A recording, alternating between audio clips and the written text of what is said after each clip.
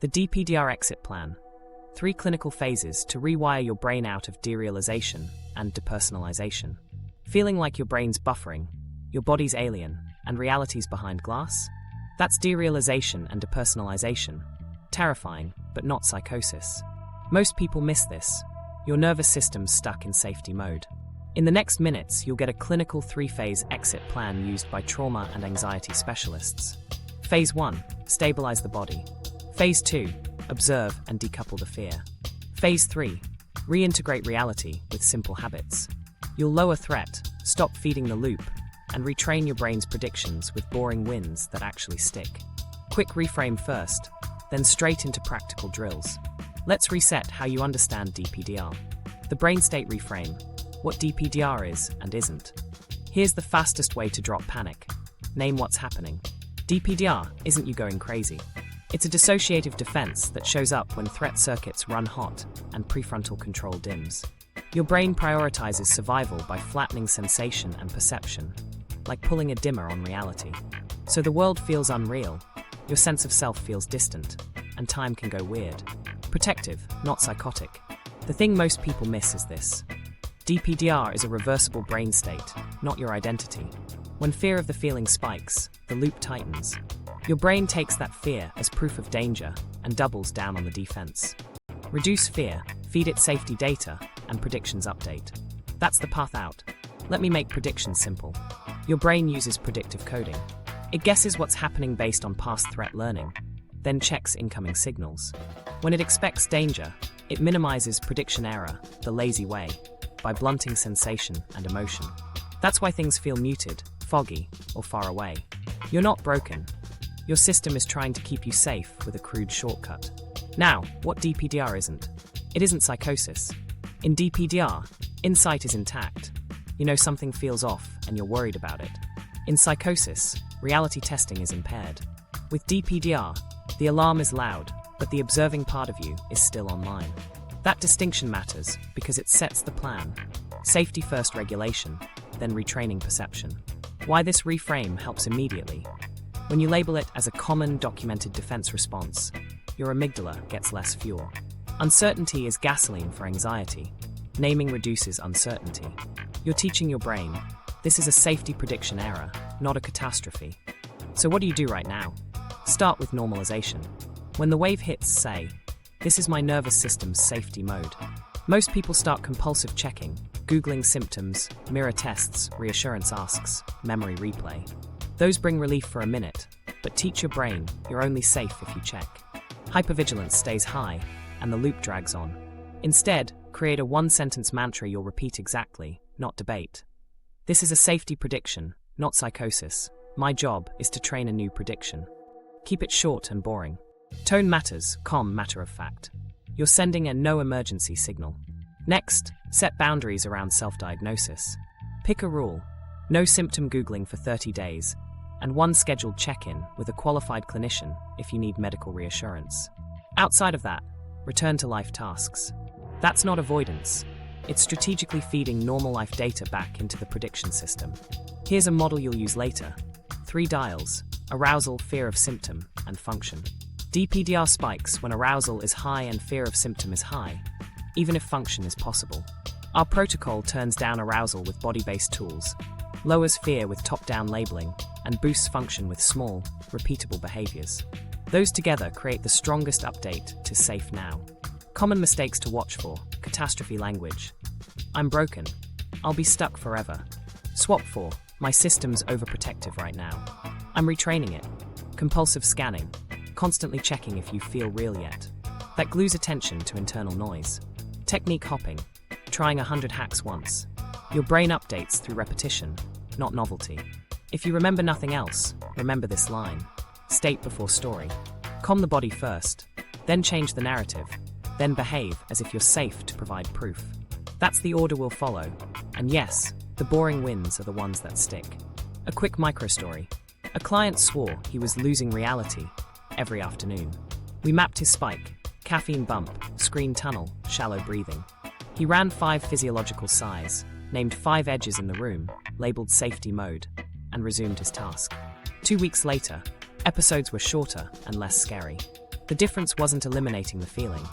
It was withdrawing fear and adding consistent safety signals. One more nuance. You might think, if I accept it, won't it stay? Acceptance here isn't resignation. It's how you stop feeding threat. When you stop fighting the sensation, arousal drops, and the brain becomes teachable again. That's when new predictions form. So the roadmap is simple. Name the state, stop the spirals, and give your brain better data. We'll start by stabilizing your physiology, because high arousal blocks learning. Then we'll decouple fear from the sensation with top-down skills. Finally, we'll rebuild everyday habits that make reality feel textured and familiar again. Now, with fear dialed down a notch, let's stabilize the body's alarm. Phase 1 overview. Stabilize the system, bottom up. Before any mindset work, we lower the body's alarm. High arousal hijacks attention, cranks interoceptive threat predictions, and makes every sensation feel loaded. When you dial the body down, prefrontal control returns, and the "this is dangerous" tag softens. Phase 1 is about immediate physiological downshifts delivered, often with low effort. Think short, repeatable inputs that your nervous system can't argue with. Remember the theme: boring wins beat flashy hacks. Why this matters? If heart rate runs high, breath stays shallow, sleep is chaotic, and caffeine is heavy, your brain predicts danger. In that state, DPDR is more likely because the system blunts intensity, like dimming perception to reduce mismatch. Stabilization feeds contradicting data. Nothing is threatening right now. That opens a window for change. We're targeting 4 levers and 2 guardrails. The levers: breath patterns that bias parasympathetic tone, gentle vagus-friendly inputs, sensory orienting that shifts salience outward, and movement-based pressure signals that steady the body. The guardrails: sleep boundaries and stimulant timing. You don't need perfect sleep or 0 caffeine. You need fewer spikes and a calmer baseline. Again, boring wins. Breath first. You want exhale-heavy patterns that lower arousal without making you dizzy. Extended exhale breathing. 4 in through the nose, 6 to 8 out through pursed lips. Works when you're mildly activated or need steady focus. The physiological sigh is your spike tamer. 1 inhale through the nose, a small top-off inhale, then a long, complete exhale through the mouth. Do 5 rounds to drop the dial 1 notch. Box breathing. 4 in for hold, 4 out for hold. Stabilizes between tasks. Keep effort at 7 out of 10 or less. Forcing giant inhales backfires. Vagus-friendly inputs should be gentle and safe. Humming on the exhale adds chest and throat vibration your body recognizes as no emergency. Gargling with room temperature water for 30 seconds can nudge the system without strain. A cool splash on cheeks and around the eyes for 10 to 20 seconds taps a mild dive reflex. Skip extremes, no shivering contests, and no DIY carotid tricks. We're coaxing, not shocking.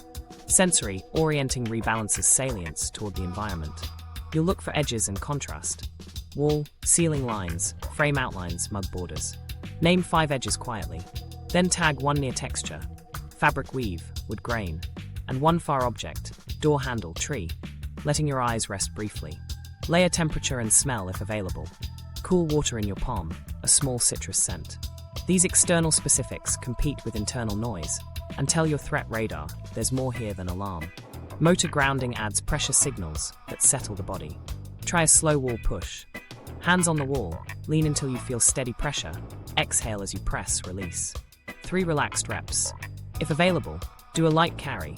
Pick up something moderately heavy and walk 20 to 30 seconds with calm breath. Or use isometric squeezes. Clasp hands and pull gently for 5 seconds. Release for 5, repeat. Finish by softening jaw and hands. Tongue on the roof of the mouth, lips closed, fingers unclenched. Simple, physical, repeatable. Sleep boundaries are boring and powerful. Aim for a consistent sleep window, even if quality isn't perfect. Keep the last bright screen at least 30 minutes before bed when possible. If you wake at night, avoid overhead lights and scrolling. Run 90 seconds of extended exhale and return to bed. We're protecting rhythm, not chasing perfect nights. Stimulant timing is straightforward. Cap daily caffeine below your current norm and move the last dose to late morning or at least 8 hours before bed. Many afternoon DPDR flares ride a stimulant wave. You don't have to quit. Stop pouring gas on the system. Now, stacking is the secret most people miss. One technique done once is a blip. Small, repeated inputs across the day become training data. Use 3 anchors, so you don't think about it all day. Anchor 1. After waking, run a 90-second stack. 1 physiological sigh, 3 normal breaths with a soft hum, then name 3 edges and touch 1 texture. Anchor 2. Midday after a task switch, repeat the stack and add a 20-second wall push or a 60-second paced walk. Anchor 3. Evening dim light downshift, 2 minutes of. Extended exhale, no screens in your face. Same moves, same order, low friction. Boring wins again. Common mistakes. Overbreathing until dizzy, turning drills into rituals with 12 steps, and quitting because you didn't feel instant calm. We're not chasing a feeling, we're feeding safety signals. Judge success by the 3 dials. Arousal down 1 notch, fear of symptom down 1 notch, function up 1 notch. If 2 dials nudge in the right direction, that's a win. Here's your quick win for the next week. Pick 1 60 to 90-second downshift, and do it 3 times daily, no matter how you feel. I like 5 physiological sighs because it's short and concrete. Put it right after waking, after lunch, and before ending work. If you miss a rep, don't compensate with extra drills. Just do the next scheduled one. Floors, not ceilings. 1 microstory to ground this. A software lead had mid-afternoon, behind glass waves. We added the 3 anchors and moved his last coffee to 11 a.m. Day 3 felt the same, but he kept the reps boring and brief. Day 6, the 2:30 p.m. wave still came, but he wrote 1 paragraph through it. Day 10, the wave was duller and shorter. No heroics, just stacked, low-drama inputs. Once the body's alarm sits 1 click lower, phase 2 gets easier. You'll have enough space to observe the sensation without being yanked into panic. And that's where we cut the meta-fear and teach your brain a new rule. This can exist while I live my life. Phase 1 tactics: breath, vagus, and sensory resets. Let's make this plug and play. 3 buckets you'll rotate: breath protocols, vagus-friendly cues, and sensory/motor resets. Keep effort moderate, reps brief, and tone boring. We're dosing training data, not chasing a feeling. Breath first. Use extended exhale breathing to nudge the dial down without getting woozy. Inhale through your nose for 4. Exhale for 6 to 8 through relaxed lips. Think smooth, steady, like fogging a mirror quietly. Run 10 cycles when you want focus with calm, before emails, after meetings, or when you notice mild activation. When the spike climbs, tight chest, racing thoughts, use the physiological sigh. 1 deep nasal inhale, a smaller top-off inhale, then a long, complete exhale through your mouth. 5 rounds is enough for most people to feel a 1-notch drop. If lightheaded, shrink the inhale and keep the exhale slow. You're clearing CO2 pockets and telling your autonomic system to ease off the gas.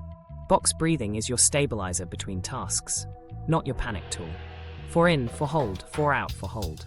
2 minutes is plenty. Use it as a metronome when you're foggy or scattered, like before a call or after context switching. Common breath mistakes: forcing giant inhales, holding air until you strain, or hunting for a perfect sensation. Keep effort around 7 out of 10, shoulders easy, and pair breath with an external cue, a fixed point on the wall or a single line of text, so your attention doesn't spiral inward. Now vagus-friendly cues. Humming on the exhale adds gentle vibration your body understands. Pick a comfortable pitch, lips closed, chest soft. 6 relaxed breaths with a hum on each exhale can shift tone without drama. Gargling with room temperature water works similarly. 30 seconds, no strain, no coughing contests. A cool splash on cheeks and around the eyes for 10 to 20 seconds taps a mild dive reflex. That's plenty. Safety rules: no breath holds in cold, no DIY carotid massage, no shivering. We're coaxing safety, not proving toughness. Sensory, orienting recalibrates salience toward the room you're in. Start with edges and contrast. Name 5 edges out loud or in a whisper. The wall-ceiling line, the outline of a frame, the rim of your mug. Let your eyes settle for a second on each. Tag 1 near texture, fabric weave, wood grain, and 1 far object, a door handle, a tree outside. If available, add a small scent cue, citrus oil, coffee aroma, and a temperature cue. A cool cup against your palm. Specific, external details pull bandwidth away from internal noise.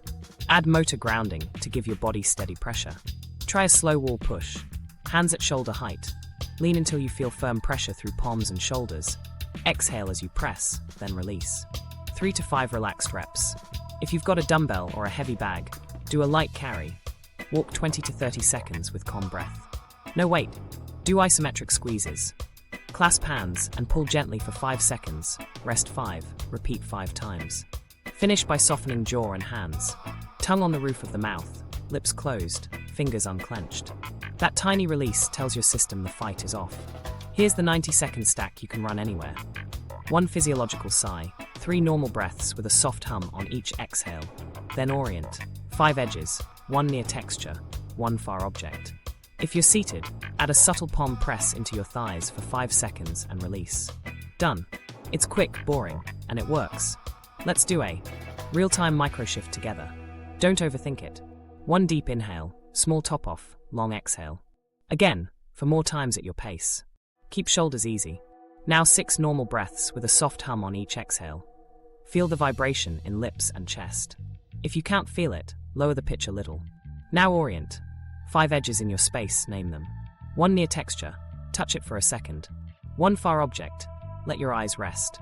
Press your palms into your thighs for 5 seconds, release, twice. Check your 3 dials.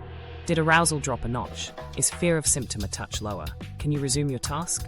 If yes, that's a successful rep. If not, no problem. End the drill and continue your plan. We're training reliability, not perfection. Common pitfalls to avoid. Turning drills into a ritual with a sacred order. Grabbing your phone to research mid-practice. Or overdosing cold until you shiver. Keep sessions short, consistent, and a little boring. If breath makes you more anxious, shrink the dose. 3 cycles instead of 10. And pair with more external orienting. If humming feels awkward in public, just exhale longer and silently count edges. Use these as scheduled reps, not just fire extinguishers. Morning, extended exhales for a minute. Midday, 90-second stack with a wall push. Evening, 2 minutes of exhale-focused breathing with lights down. On spikes, pick 1 brief drill, then return to your next action. Floors, not ceilings. A quick micro-story. One analyst hated breath work because it made her notice her body. We swapped in a sensory-first stack. 5 edges, 1 near texture, 1 far object, then 3 extended exhales. Same schedule, 3 times a day. By week 2, she could add a gentle hum without spiking. Her baseline calmed, and she stopped needing mid-meeting exits. Not fireworks, just boring wins repeated. Why grounding alone fails, and how to fix it. Now here's where most people mess up. Grounding turns into reassurance, not regulation. You feel unreal, you squeeze a stress ball, stare at a plant, splash water. Relief blips in, and your brain learns, I'm only safe if I do the thing. That wires dependence. Hypervigilance stays high, because you're tracking when you'll need your ritual next. The technique works short-term, but the lesson is, danger is near, keep tools ready, which keeps the DPDR cycle alive. The subtle reason it fails is pairing. When you only ground during spikes, you pair the drill with fear. Your system records, Q equals crisis. You get quick relief, long-term sensitization. Repeat 1 move over and over, and you build a single narrow exit door. Miss that door, panic climbs. That's not regulation. That's avoidance with a wellness sticker. Here's the fix that actually trains stability. Dose, vary, detach. Dose means brief, planned reps, 60 to 120 seconds. On a schedule, not just in emergencies. Vary means rotate across categories, so your system doesn't hinge on 1 move. Detach means you don't demand a feeling. You do the rep and return to life, letting predictions update without chasing certainty. Boring wins beat heroics. Use 3 classes to rotate. Motor/physical. Wall push, paced walking, isometric squeezes. Light carries if available. Pressure signals add steadiness. Sensory/external. Edges and contrast scans. Cool splash on cheeks. A brief citrus scent. 1 texture touch. Cognitive/mental. Simple math like counting by 7s, naming categories, reciting a short lyric. Occupy working memory without analysis. Rotation is simple. Across the day, pick 1 from each class. Morning anchor uses motor. Midday reset uses sensory. Evening wind down uses cognitive. Don't repeat the same class twice in a row. Scheduled reps teach. There are many doors out, which dissolves superstition around the one thing. Implementation beats intention. Put 2 or 3 tiny windows in your day. After waking, midday, evening. And run a 60 to 90-second drill even when you feel fine. That uncouples tools from threat and builds a calmer baseline. When spikes hit, you can still use a drill, but cap it at 60 to 90 seconds and finish with a resume cue. Name the next action out loud and do it. Floors, not ceilings. Common mistakes. Stacking 6 techniques back to back until you're exhausted. Turning rotation into a spreadsheet obsession.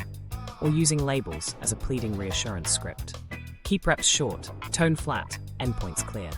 If you catch yourself checking, did it work yet? Switch to function metrics. Did arousal drop 1 notch, and can you do the next task unit? That's success. Quick micro story. A copywriter gripped a cold, can every time a wave hit. It dulled the edge, but her days revolved around the can. We moved to dose, vary detach. Morning wall push, midday edges scan, evening category naming, plus a single 60-second can hold only once during spikes. She paired each rep with, check-in complete, back to drafting. 2 weeks later, fewer spikes, less chasing, more paragraphs written. Nothing flashy, just boring wins scheduled. Phase 2 overview, observe and decouple top-down. Once your body is a notch comma, here's the part that separates beginners from pros. You stop fueling the metafear. DPDR feels terrifying, but the terror about the feeling is what cements it. The goal in Phase 2 is simple. Observe the experience, label it accurately, and decouple your identity and behavior from the sensation. You're training your brain that this is a signal, not a story I have to solve. Bold clarity here. You're not broken, and fear of symptom is a predictable nervous system response, not evidence of deeper pathology. Why this matters? Attention is the amplifier. When fear grabs the steering wheel, your salient system tags every flicker as urgent. Decoupling softens that tag. When the label switches from threat to background noise, the feeling can exist without hijacking your actions. That's how episodes get duller and shorter, sometimes before they happen less often. What are we actually doing? 3 skills: cognitive diffusion, curious mindfulness, and windowed exposure. Cognitive diffusion means thoughts are treated as events in the mind, not facts, not commands. Curious mindfulness means you notice what's here without trying to fix it mid-wave. Windowed exposure means brief, deliberate contact with the sensation, followed by a return to a chosen task. Dose, vary, detach. Boring reps over heroics. The core protocol you'll use dozens of times is 4 beats. Feel, name, normalize, resume. Feel, notice the DPDR cue, maybe that glassy distance. Name, apply a short, neutral label. Normalize, drop one sentence that frames it as predictable. Resume, place attention on the next meaningful action. No debate, no origin hunting, no reassurance speeches. Keep your tone flat and a little bored. Weather report, not courtroom defense. Here's a 2-word label plus 1-line normalization you can steal. Safety wave. Then, known pattern, it passes as I move. That's it. You'll want to add 20 more words. Don't. Brevity is part of the medicine. Pair the label with a calm exhale to link top-down meaning with a bottom-up downshift. Pattern interrupt, because expectation can sabotage you here. Most people quit because they expect to feel different before they act. You won't. And that's the point. Acting while it feels weird is the corrective experience. Your brain needs sensation plus function to update the prediction. If you wait to feel real, you feed the loop. We also train attention flexibility. DPDR narrows you to internal alarms or blows you into space. You'll practice moving attention on purpose. Narrow to a single detail, then wide to the room. Internal for 1 breath, then external for 1 minute. It's physical therapy for focus. When you can steer attention, salience stops dragging you by the collar. Windowed exposure is where we update learning cleanly. You invite a 10 to 30 second glance at the unreality sensation, label once, then you do 1 tiny unit of your task. Type 1 sentence, rinse 1 dish, send 1 text. 2 windows maximum, then close the exercise and move on. The rule is coexistence, not conquest. You're proving, this can be here while I live. Common mistakes to avoid, monitoring every microshift. Is it fading yet? Which is still threat checking, analyzing origins midwave. This started when, which pulls you into rumination, and using labels as covert reassurance, pleading tone, long scripts. Keep it boring and brief. If you notice a pleading tone, shrink the script and slow the exhale. Here's a micro-story that shows decoupling in action. A developer spent mornings arguing with thoughts like, nothing is real. We swapped debate for the 4-beat protocol on a timer. When the wave rose, he said, safety wave. Exhaled then. Known pattern. It passes as I move. Looked at one pixel cluster on his screen for 10 seconds and typed a single line of code. 2 windows, then back to the ticket. Day 3, thoughts still yelled, but he shipped a small commit each morning. Day 10, the same thoughts felt like background noise. He didn't win a feeling, he won behavior. Boring wins repeated. Let's map a clean sequence you can run during a surge. Label. Safety wave. Normalize. Known pattern. Passes as I move. Attention drill.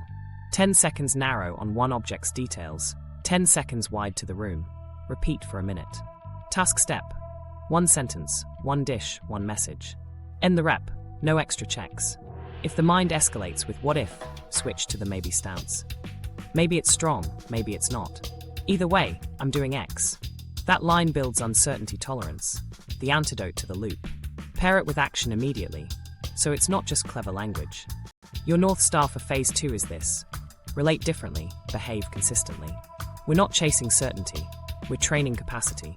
Measure wins by function, not by how real you felt. Did you nudge arousal down a notch with a calm exhale? Did you keep fear of symptom from steering your next choice? Did you complete the smallest task unit? If 2 of those are yes, that's a win. Keep it scheduled, keep it short, keep it boring, and the prediction system will catch up. Phase 2 tactics: thought labeling, timeouts, and exposure. Let's lock in the mechanics so you can run them on autopilot. We'll build 3 tools: thought labeling, scheduled timeouts, and brief cognitive exposure. Keep tone flat, reps short, and finish with action. Boring wins repeated. Start with thought labeling. The phrase is simple and consistent. DPDR thought, not fact. Say it on an exhale in a low, bored voice. 2 beats, tiny pause. If the mind throws a remix, what if I'm losing reality? Don't chase variations. Apply the same label, once. Then pivot your eyes to one external detail for a single breath. Font edges, a scratch on your mug, light on the wall, and do the next tiny action in front of you. Label, look, move. Cadence matters. Pair the label with a longer exhale to link top-down meaning with bottom-up calm. Keep the line short. Long scripts turn into reassurance speeches, and keep salience hot. If you hear urgency creep into your voice, shrink the line back to 5 words and slow the exhale. Next, scheduled timeouts. Most people monitor all day, just in case, which teaches your brain that monitoring equals safety. We're replacing constant scanning with 2 containers. Late morning and late afternoon, 2 minutes each. Set alarms. When it dings, stand or sit with feet grounded and run this exact sequence. 30 seconds of extended exhale breathing, for in 6 to 8 out. 5 edges or contrasts in the room. Name them quietly. Narrow, wide attention drill for 60 seconds. 10 seconds narrow on one object's tiny details. 10 seconds wide on the whole room. Shapes, sounds, temperature, repeat 3 rounds. End with an exit line. Check-in complete, back to task. Outside these windows, when your mind begs for a scan, say scheduled, and redirect. You're teaching boundaries. Boring wins. Attention drill details, quick and clean. Narrow.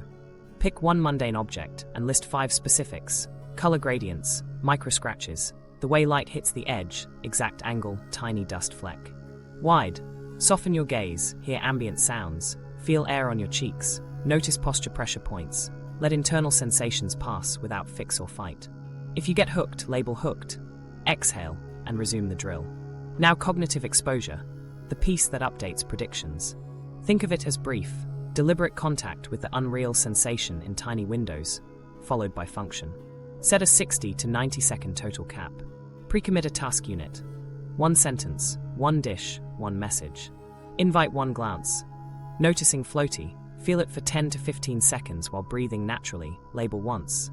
DPDR signal. Then complete your task unit. Optionally, do 1 more 10 to 15 second glance. 2 windows max, then end the exercise. Exposure teaches coexistence, not conquest. Tie it together with the 4-beat protocol you already know. Feel, name, normalize, resume. A live run sounds like this on a surge. Safety wave. Exhale. Known pattern, passes as I move. 10 seconds narrow on the text in front of you. 10 seconds wide to the room. Then type 1 sentence. End. Rep done. Back to drafting. No extra checks. Floors, not ceilings. If your mind escalates with catastrophic, what if spirals, use the maybe stance to cut certainty chasing. Maybe it's strong, maybe it's not. Either way, I'm doing X. Say it once, exhale, then do X. Don't repeat it into a mantra. Pair it with behavior, or it becomes another reassurance loop. Common mistakes to avoid: turning timeouts into therapy sessions, extending exposure windows beyond 30 seconds and flooding, or using labeling with a pleading tone. The fixes are simple. Use a timer for timeouts, cap exposure at 2 glances, and keep the label short, flat, and paired with an exhale. If you catch yourself checking, did it work? Switch to function metrics. Did I complete the task unit? That's success, regardless of how real you felt. Here's a 2-minute template you can steal today. Alarm dings. Exhale for 6, inhale for 4, repeat 3 times. Name 5 edges: frame, wall line, screen border, shadow edge, mug rim. Set shift, 10 seconds on a single letter's pixel edges, 10 seconds wide to room sounds and temperature. Repeat 3 rounds. Invite a 10 to 15 second glance. Noticing floaty. Label once, then type 1 sentence. Exit. Check-in complete, back to email. A quick micro-story for confidence. A student spent an hour daily arguing with, "I'm not real." We replaced debate with this protocol and 2 alarms. In week 1, he kept reps to 2 minutes, no more. He labeled once, ran narrow, wide for a minute, did a tiny task unit, and stopped. By day 10, rumination time dropped by half. He finished readings earlier, which lowered overall arousal and dulled spikes. Nothing heroic, just scheduled, boring wins. Advanced tweak if spikes cluster around mirrors or cameras. Add response prevention. List your checks: mirror looks, selfie tests, reassurance texts. During exposures, keep mirrors grooming only and block selfie. Tests. If an urge hits, 90-second urge surf. Slow exhale, label once, narrow. Wide once, then do the smallest task unit. Capacity grows where you don't neutralize. Your daily plan is straightforward. 2 scheduled timeouts, 2 tiny exposures, labels used once per thought, and every rep ends with a clear action. Measure by the 3 dials at day's end. Arousal down a notch, fear of symptom down a notch, function up a notch. Keep the tone boring, the reps brief, and the finish lines functional. That's how your brain learns. This can exist while I live. And that's how the loop loses fuel. Phase 3 overview. Reintegrate reality, long-term rewiring. Now we shift from skills to lifestyle, because your brain rewires through what you repeat, not what you occasionally do. Phase 1 lowered arousal. Phase 2 decoupled fear from the sensation. Phase 3 tells your prediction system, day after day, real life is textured, specific, and safe enough. The formula stays simple: movement, orienting, and 1 sense cue, delivered on a schedule. No heroics, boring wins that your nervous system trusts. Why this matters? DPDR hijacks salience. Internal noise steals center stage, while the external world fades. Long-term rewiring flips that ratio by flooding your system with stable, external signals: time, place, people, tasks. When the outside world becomes more precise than the inside noise, perception rebalances. You won't notice this in a single wow moment. You'll notice it in fewer checks, faster task starts, and shorter waves. That's the kind of progress that sticks. We're building reality anchors, tiny habits that tether you to time and place with sensory detail. Each anchor has 3 parts: movement, orienting, and a sense tag. Movement can be a 5-minute walk, stairs, or light mobility. Orienting is near, far gaze, and edges, / contrast naming. The sense tag is a consistent cue: lavender on your wrist, a cool cup in your palm, or a particular song you only use for that anchor. Predictability is the point. Your nervous system relaxes when inputs are stable and repeatable. Meaning makes anchors sticky. If a habit feels empty, your brain won't care. Tie each anchor to a value you actually want: health, creativity, connection, competence. The morning loop supports energy and focus. The midday reset clears mental fog for work. The evening wind down slows you for better sleep. Add a small reward you enjoy: your favorite 2-song playlist only on the walk, a podcast segment only during dishes, a specific tea during your stretch. You're training your prediction system with carrots, not lectures. Here's a simple day that works. Morning orient. Right after waking, step outside or to a window. Match steps to breath, 4 in, 6 out, for 30 to 50 steps. Do 2 near, far shifts, text on the fridge, then a tree outside. Then name 3 landmarks out loud: mailbox, blue car, lamppost. Midday reset. After lunch or a task switch, take a 3-minute lap. Tag 5 edges on 2 different objects and finish with a 20-second wall push. Evening wind down. Hands-on task with texture, dishes, folding, or stretching, while tracking 10 long exhales and noticing pressure under your fingertips. Same times, same places, same cues. Boring wins. Movement, nature, social, and creativity are your big 4. Movement doesn't have to be a workout. It's any repeated pattern your body can predict. Nature can be a tree-lined street or sunlight on your balcony. Social means brief, safe face-to-face moments. 2 questions to a barista, a 5-minute call with a friend. Creativity is tactile. Cooking, sketching, simple music. Anything where your hands and eyes make something you can see. These shift salience toward the world and away from internal alarms. Make anchors effortless with environment design. Put shoes by the door. Keep a scent roller at the key bowl. Place a textured object on your desk. Preload a 2-song playlist for your morning loop. Turn off non-essential notifications and grayscale your phone after 9. Earlier caffeine, dimmer lights at night, headlines in one short window. You're shaping the path of least resistance, so anchors happen even on rough days. Expect flares. Plan, don't panic. Use a simple A, B, C protocol. A, 90-second exhale, hum, orient stack. B, 5-minute anchor walk with near, far gaze and 3 landmarks. C, reduce stimulation for 1 hour. Lights down, no headlines, no extra caffeine. No new rules mid-flare. Run a B, C, then resume the next scheduled anchor. The win isn't zero sensation. The win is staying on rails. Keep your metrics functional. Track the 3 dials once daily, not all day. Arousal down a notch, fear of symptom down a notch, function up a notch. Write 1 sentence about behavior. Morning loop done, wrote 2 emails. We're teaching the brain to value doing over feeling. When those dials trend in the right direction across a week, you're winning, even if single days wobble. Common traps and fixes. Perfectionism. If you miss a morning anchor, do the 1-minute version at the next cue. Never 0. Ritualization. If your anchor grows 12 steps and a sacred order, simplify back to 3 beats. Steps to breath, near, far, 1 sense tag. Identity fusion. If recovery becomes your personality, you'll keep salience on symptoms. Counter with 1 daily action tied to values. Call a friend, prep a meal, learn a skill, then log it. Boring wins again. Here's a quick micro-story. A marketer felt behind glass, from waking till noon. We built 1 anchor. 5-minute loop at 7:30 a.m. Step to breath match. Citrus scent, 3 landmarks. She saved a favorite podcast segment only for that walk. Week 1, dread eased 10%, no fireworks. Week 2, she noticed brick textures and leaf edges without trying. Week 3, she answered 2 emails before checking her feelings. Same loop, same cues, 0 heroics. Her brain updated because life got more specific than the alarm. Lock this in with the never 0 rule. On the worst days, do a 1-minute version. 20 steps with 4 in, 6 out, 1 near, far shift, 1 landmark done. It counts. Flaws keep the habit alive until the habit carries you. And when DPDR flares after a bad night or a tough week, you won't scramble. You'll run a B, C, then step back into the same anchors that taught your brain reality is sturdy and specific. Phase 3's North Star is simple. Engage first, analyze later. You won't feel real to start. You'll earn real by stacking lived sensory proof. Keep anchors short, consistent, and tied to cues. Keep rewards immediate and small.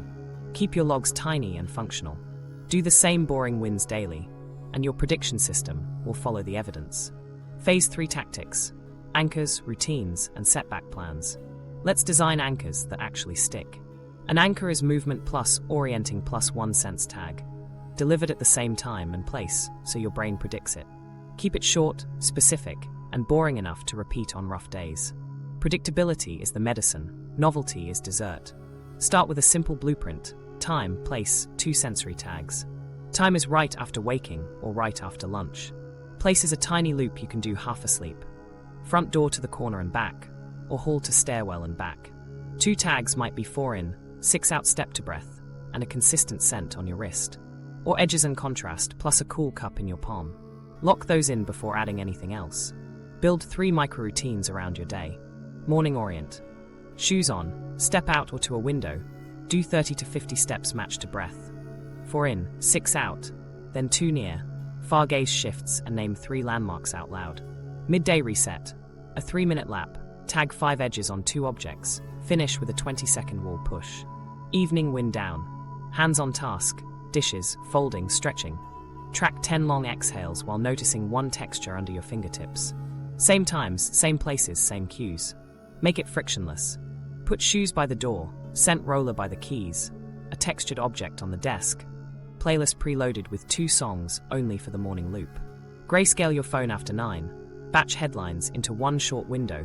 Move caffeine earlier. You're shaping behavior, so anchors fire without debate. Boring wins.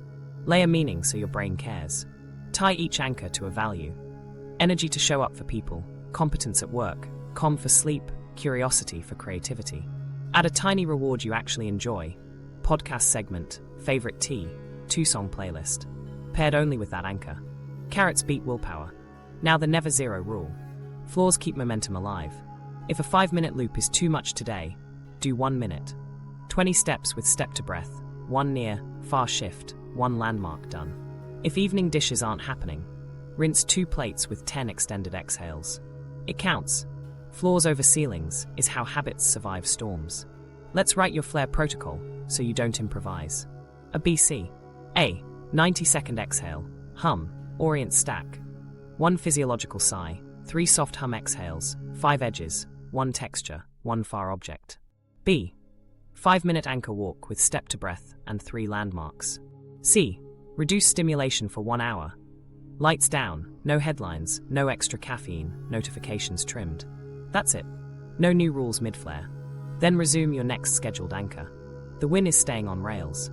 Add clear if, then rules. If sleep is under 6 hours, then caffeine cap drops and the midday reset happens earlier. If arousal is 2 notches above baseline by noon, then run a B. C once and skip any optional extras. If you skip a morning anchor, then do the 1-minute version at the next cue.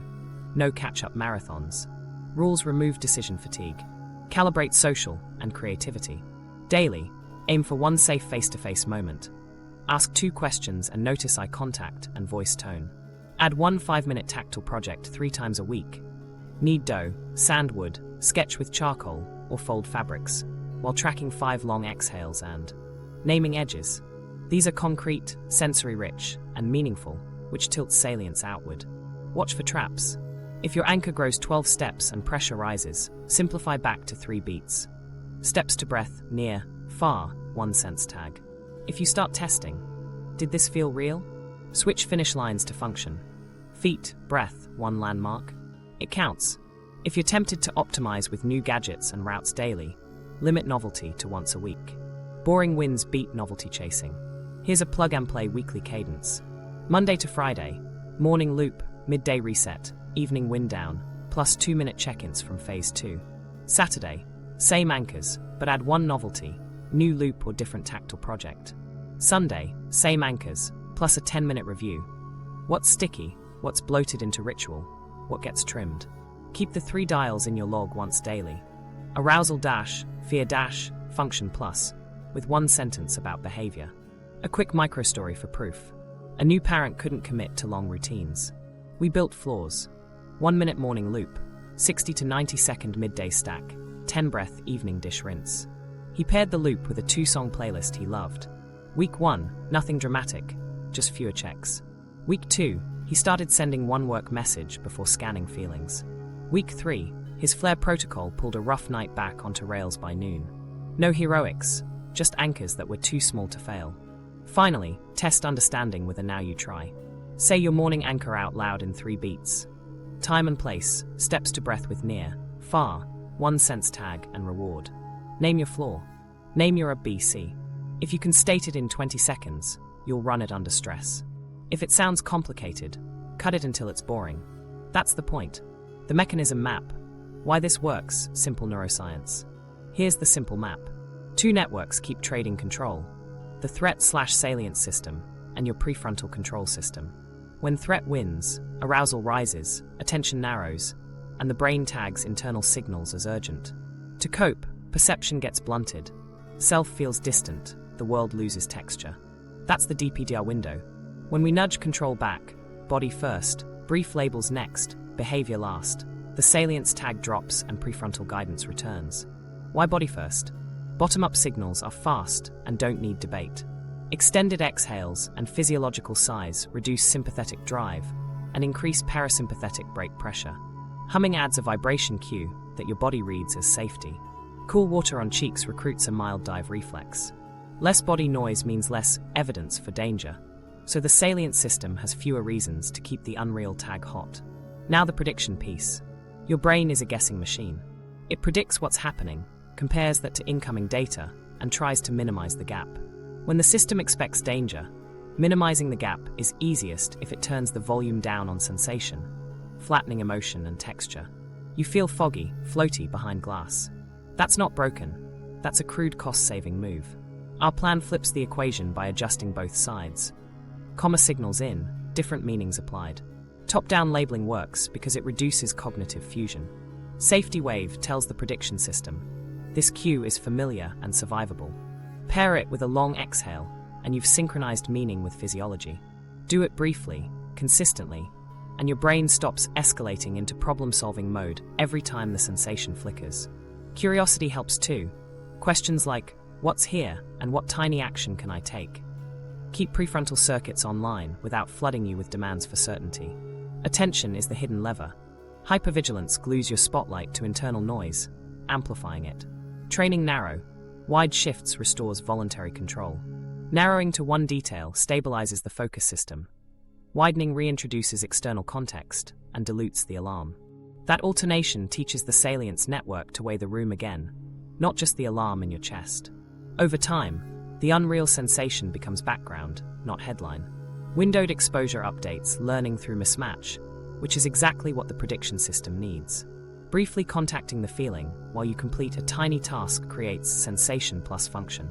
The old map says, unreal equals stop. Your new experience says, unreal plus one sentence typed. That contradiction retunes the model. Two short windows avoid flooding and avoid ritualizing rescue. They deliver precise, repeatable updates. Behavioral anchors seal the deal because the nervous system trusts patterns. Same time, same place, same cues lower uncertainty costs. Movement plus orienting plus one sense tag produces predictable, low-noise inputs. When those external specifics outnumber your internal alarms, salience reallocates to people, places, and tasks. The world regains edges because your brain is tracking edges again. This is also how memory reconsolidation principles show up in daily life. When a DPDR cue reactivates the alarm, the memory trace is malleable for a short window. If, inside that window, you pair the cue with lower arousal, a neutral label, and a successful action, the updated trace stores as same cue, less threat, more control. Repeat it, and the old association loses priority. Why the three dials metric works. Arousal is the body channel. Fear of symptom is the meaning channel.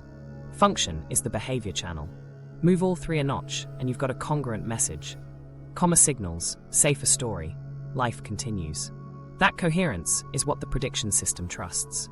Dramatic one-off wins are loud but inconsistent. Boring, repeated wins are quieter and far more persuasive to your brain. Guardrails matter. If you only use tools in crisis, you pair them with danger and teach dependence. If you analyze origins mid-wave, you reheat the alarm.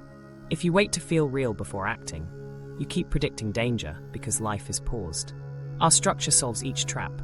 Schedule reps, label once, act now, and measure by function. Safety updates land when body, mind, and behavior all say the same thing at the same time. The 30-day DPDR exit plan, week by week. Let's turn this into 4 simple weeks. Your job is to nudge the 3 dials daily. Arousal down a notch, fear of symptom down a notch, function up a notch. Keep it scheduled, short, and boring, because boring wins teach your brain faster than heroics. Week 1, stabilize. Build your bottom-up baseline so learning sticks. Each morning, right after waking, run the 90-second stack. 1 physiological sigh, 3 soft hum exhales, 5 edges, 1 near texture, 1 far object. Midday after a task switch, repeat that stack and add a 20-second wall push. Evening, 2 minutes of extended exhale breathing with lights dimmed. Screens out of your face for the last 30 minutes if you can. Set caffeine rules. Cap total below your current norm, and move the last dose to late morning, or at least 8 hours before bed. Add 3 environmental tweaks.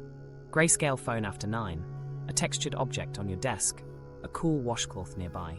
Do a 5-minute orient walk 3 days this week with near, far gaze and step-to-breath matching, 4 in and 6 out. At day's end, log 1 sentence on the 3 dials. Arousal dash, fear dash, function plus what you did. No tests, no chasing sensations. Boring wins repeated. Week 2, observe. Layer top-down work to decouple fear. Choose your 2-word label, safety wave or DPDR thought, and your 1-line normalization. Known pattern, it passes as I move. Set 2 alarms for scheduled check-ins. Late morning and late afternoon, 2 minutes each. Each check-in, 30 seconds of extended exhales, 5 edges, then 1 minute of narrow, wide attention shifting. Outside these windows, if you feel the itch to scan, say scheduled, and return to your task. Add 2 micro-exposures per day. 10 to 15 second glance at the floaty cue, label once, finish 1 tiny task unit, stop. Run attention training. Narrow focus for 60 to 120 seconds daily. Open monitoring 3 times, and set shift after lunch on 3 days. End each exposure with rep done, back to X. Keep tone flat, scripts short, and pair labels with a long exhale. Log the 3 dials nightly. Expect thoughts to keep talking. Your win is doing the next action anyway. Week 3, integrate. Lock in 1 reality anchor and add light social and tactile work. Pick your anchor. A 5-minute morning loop with step-to-breath, near, far gaze, and a consistent scent on your wrist. Pair it with a tiny reward you enjoy. A 2-song playlist only on that walk. Add a midday reset lap most days, naming 3 landmarks out loud. 3 times this week, do a 5 to 10-minute tactile task, dishes, folding, sketching, while tracking 10 long exhales and naming edges. Maintain 2 check-ins, but shorten them to 90 seconds to make more room for life. Add 2 brief face-to-face moments daily. Ask 2 questions and notice eye contact and voice tone. Rehearse your flair protocol once on purpose. A. 90-second exhale, hum, orient. B. 5-minute anchor walk with 3 landmarks. C. 1 hour lower stimulation. Lights down, no headlines, no extra caffeine. Keep the never zero rule alive. If you miss, do the 1-minute version at the next cue. Log the 3 dials with 1 behavior sentence. Week 4, consolidate. Make wins durable and trim rituals. Keep the morning breath stack, 2 90-second check-ins, and the anchor walk. Add 1 novelty midweek, a new route or a different tactile task, to train flexible safety without chasing stimulation. Identify any tool you're clinging to and gently reduce frequency. If you're doing 5 groundings, move to 3 scheduled ones. Add if, then guardrails. If sleep is under 6 hours, then caffeine cap drops and the midday reset happens earlier. If arousal is 2 notches above baseline by noon, then run a B, C once and cut extras. If you skip a morning anchor, then do the 1-minute version at the next cue. Measure by function. 1 meaningful task unit each morning and each afternoon. On Sunday, a 10-minute review. What felt sticky? What inflated into ritual? What gets cut or simplified? Keep nightly logs to a single sentence and the 3 dials. No essays, no symptom hunts. Troubleshooting inside the month is boring and effective. If you plateau, adjust dosage, not the whole plan. Increase the morning stack by 1 cycle. Shorten check-ins if they fuel scanning. Move the anchor earlier, or shift caffeine earlier. Give any change 7 days before you judge it. If exposures turn into rumination, cap at 2 glances and set a 90-second timer. If breath work spikes anxiety, shrink inhales and lean on orienting. If you find yourself testing, did this feel real? Swap the finish line to function. Feet, breath, 1 landmark, count it. Your month's North Star. Scheduled beats motivation, floors beat ceilings, and boring wins beat breakthroughs. Run the 4 weeks as written. Then run them again with tiny refinements. The goal isn't to feel different first. It's to do small, consistent actions that prove to your brain the world is stable and you can move within it. The feeling follows the proof. Advanced cases, trauma history, OCD overlap, medication. Before we continue, you need to understand how to adapt this plan if trauma is in the mix, OCD-like loops are present, or meds are part of your picture. Same roadmap, body first, label once, act, but with tighter pacing, clearer containers, and smarter boundaries. Trauma first. If DPDR rides alongside trauma, keep your reps smaller and your exits clearer. Think titration. Use the 90-second exhale. Hum. Orient stack as your foundation, then touch cues in micro windows. 10 to 15 seconds noticing, one neutral label, safety wave. Then a tiny action. No storytelling mid-wave. Build islands of safety, you can predict. Morning loop, midday reset, evening hands on task. Signals that you're pushing too hard. Frequent shutdown, panic during drills, or spikes after trauma reminders. That's your cue to reduce dose, slow frequency. And if those signals persist, bring in a trauma-informed clinician to help you pace, add somatic work, and choose safer exposure targets. Body first, story later. Floors over ceilings. Now the OCD overlap. Many people with DPDR run covert compulsions. Mirror checks, selfie tests, self-reality tests, memory replay, Googling, Reassurance asks. They feel helpful, they're fuel. Use ERP principles, exposure with response prevention, lightly and consistently. Step 1. List your top 3 compulsions. Step 2. Set prevention rules. Mirrors are grooming only. 2 scheduled check-ins replace all-day scanning. A 90-second urge surf stands between any urge and any action. Step 3. Pair exposures with valued behavior and no neutralizing. Example: 2 10 to 15-second glances at the floaty cue, 1 label, DPDR signal. Then send a 2-line email. No mirror check before or after. 2 rounds max, stop. Your goal isn't to feel certain, it's to function without neutralizing. Over days, urges drop because the prediction updates. I can move without checks. Here's a quick ERP-like checklist you can steal. Identify compulsions. Mirrors, selfies, Googling, memory tests, Reassurance. Prevention rules. Grooming only mirrors, 2 alarms for monitoring, no Google windows, urge surf before any ask. Exposure targets. Sit in a familiar room without testing, how real. Walk your loop with near, far gaze and no phone Reassurance. Type 1 sentence with the cue present. Finish lines. Function only, 1 sentence, 1 dish, 1 message, count it. Medication. There isn't a DPDR pill. Some meds help indirectly by lowering anxiety, depression, or sleep disruption, which makes all 3 phases stick. Work with a clinician. Don't test your realness by abruptly changing doses. Sleep improvements are often a net win, protect them. If stimulants or certain substances spike waves, adjust timing or dose with your prescriber. The protocol stays the same, bottom-up, top-down behavior, just easier when arousal's lower. Medical cofactors matter.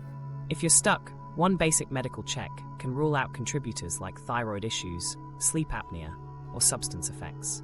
1 check, not an endless investigation. You're reducing uncertainty, not opening a new rabbit hole. 2 social guardrails keep salience pointed at life, not symptoms. First, cap symptom forums if they spike you. Swap that slot with a tactile anchor or a brief face-to-face chat. Second, don't let recovery become your identity. Tie daily actions to values, relationships, health, learning, work, and log behavior, not feelings. Your brain follows what you do. Pacing brings it home. With trauma load or OCD overlap, shrink the dose, multiply the reps, and keep containers tight. Scheduled 60 to 90-second drills, 2 check-ins with timers, 2 micro-exposures capped at 2 glances, and 1 anchor you never skip, using the never zero floor on hard days. Measure wins by the 3 dials once daily. Arousal down a notch, fear of symptom down a notch, function up a notch. If 2 of 3 move, you're on track. If you need extra support, that's not failure. It's load management so the plan works. Keep it boring, keep it brief, and let capacity, not certainty, lead. Troubleshooting, common mistakes and fixes. Let's clean up the snags that keep people stuck. No drama, spot the pattern, apply the fix, keep moving. Boring wins here. Over-monitoring progress tops the list. If you're rating symptoms all day and asking, is it gone yet? You're feeding salience. Fix, switch to once daily function logging. 1 sentence at night. What you did, plus the 3 dials, arousal dash, fear dash, function plus. Then stop. Capacity over certainty. Ritualizing techniques sneaks in fast. Your simple stack becomes 12 steps and a sacred order. That rigidity raises arousal. Fix. Simplify to 3 beats per rep. Breathe, orient, resume. Rotate classes across the day, so you don't hinge on one door. End with a firm exit line. Check-in complete, back to X. Catastrophe language pause garçon. The alarm. Phrases like, I'm disappearing, I'm broken, or it's permanent cue danger. Fix word hygiene. Short, neutral labels in a bored tone. Safety wave. Unreal signal. Temporary state. Pair each with a long exhale and one action. Language leads physiology. All or nothing thinking sounds like, I missed the morning, the day is ruined. That's avoidance in disguise. Fix floors, not ceilings. Use the never zero rule. If you miss, run the 1-minute version at the next cue. 20 steps, 1 near, far shift, 1 landmark. Count it. Chasing certainty is the meta trap. More articles, more tests, more reassurance. Your brain learns nothing changes unless you know. Fix the maybe stance. Maybe it's strong, maybe it's not. Either way, I'm doing X. Then do X immediately. Uncertainty tolerance grows when behavior moves first. Turning grounding into reassurance rituals happens when you only use tools during spikes. You pair the drill with danger and wire dependence. Fix, dose, vary, detach. Schedule 60 to 90-second reps, even when you feel fine. Rotate classes. Cap spike use to 1 brief rep and end with action. Training, not rescue. Breath work misfires include overbreathing, chest heaving, and dizziness that scares you. Fix, smaller inhales, longer, gentle exhales. Effort at 7 out of 10 or less. Pair breath with an external target, edge counting or a fixed point, so attention doesn't spiral inward. Cold exposure overkill backfires. Shivering and breath hold spike stress. Fix, cheeks and eye splash for 10 to 20 seconds, done. No holds, no heroics. Remember the theme, boring wins. Timeouts turning into ruminations is common. 2 minutes becomes 10, and you're analyzing origins. Fix, timer, sequence, exit line. 30 seconds exhale, 5 edges, 60 seconds narrow, wide, then check incomplete, back to X. Outside those windows, any urge gets scheduled. Exposure flooding happens when you stare at the feeling for minutes. You spike and avoid next time. Fix, 2 glances max, 10 to 15 seconds each. Pre-commit a tiny task unit, and stop after completion. Exposure teaches coexistence, not conquest. Perfectionism in anchors shows up as optimize everything, mode, new routes, gadgets, stacks daily. Novelty feels productive. It's noise. Fix, same time, same place, 2 cents tags. Limit novelty to once a week. Predictability is the medicine. Over-identifying with recovery communities keeps salience on symptoms. If every conversation is DPDR, your brain keeps tracking it. Fix value pivots. 1 daily action in relationships, health, learning, or work. Log behavior, not feelings. Let life reclaim the spotlight. Plateaus will happen. Don't torch the plan. Fix, adjust dose. Increase a morning stack by 1 cycle. Shorten check-ins if they fuel scanning, shift anchors earlier, or move caffeine earlier. Hold changes for 7 days before judging. Secret tests are sticky. Did that feel real? Tests keep the loop hot. Fix, function-only finish lines. Feet, breath, 1 landmark. It counts. Task unit done. It counts. You're training the brain to prize doing over sensing. Mirror and camera checks masquerade as curiosity. They're compulsions. Fix, grooming-only mirrors, block selfie tests, urge surf 90 seconds before any check. Pair with 1 tiny task and stop. Finally, tool hoarding. Learning 5 new hacks weekly resets your baseline to chaos. Fix, pick 3 core moves, your 90-second stack, your 2-minute check-in, your 5-minute anchor, and run them on schedule. Trim the rest. Consistency beats complexity. If you catch yourself slipping, smile and apply the smallest corrective. Then move. Tiny, boring fixes, done today, outperform perfect plans tomorrow. Fast wins from the field. 7 days, 1 stack. A product manager was spiking 3 times before lunch. We locked a 90-second stack at 3 anchors. After waking, 11 a.m. and 4 p.m. 1 physiological sigh, 3 soft hum exhales, edges and textures done. Days 1 and 2 felt bland. She kept going. Day 3, the morning spike shrank from 20 minutes to 8. Day 5, she wrote 2 sentences during a wave. Day 7, arousal and fear of symptom both down 1 notch. 3 emails sent in her worst window. No fireworks, boring wins scheduled. 2 alarms beat 200 checks. A grad student was testing realness constantly. Mirrors, tabs, self-talk. We swapped it for 2 2-minute check-ins at 11:30 and 4:30. Each time, extended exhale, 5 edges, 1 minute of narrow, wide scanning, exit line. check-in complete, back to reading. Outside those windows, scheduled. In 10 days, spontaneous scanning halved. He finished readings earlier, baseline stress dropped, and spikes dulled. Capacity grew, where certainty used to sit. Sleep crash save. A nurse slept 4 hours after a tough shift and woke to heavy unreality. She ran a BC, 90-second exhale, hum, orient, a 5-minute loop with step to breath and 3 landmarks. Then 1 hour of lower stimulation, dim lights, no. Headlines, caffeine later. No new rules. The wave eased enough to meal prep and sleep on time. Next morning, baseline returned. Not a miracle, just rails under a rough day. Anchor returns edges. A designer dreaded mornings and avoided outside. We built a 5-minute loop, citrus scent, near, far gaze, step to breath match. She saved a short podcast only for that walk. Week 1, dread eased slightly. Week 2, textures reappeared, brick lines, leaf veins. Week 3, her first meeting didn't feel behind glass. Same cues, same route. Repetition taught her brain the world was specific again. Decoupling in code. A developer argued daily with nothing is real. We swapped debate for the 4-beat protocol with a timer. Safety wave. Exhale. Known pattern, it passes as I move. 10 seconds on a pixel cluster, 10 seconds wide to the room, then 1 line of code. 2 exposure windows max, then back to the ticket. Day 3, thoughts still shouted but commits shipped. Day 10, the thoughts were background noise. He didn't win a feeling, he won behavior. ERP-like for mirror loops. An engineer checked mirrors 20 times a day. We listed compulsions and set rules. Grooming-only mirrors, 2 alarms for monitoring, 90-second urge surf before any check, 1-sentence normalization. Exposure target.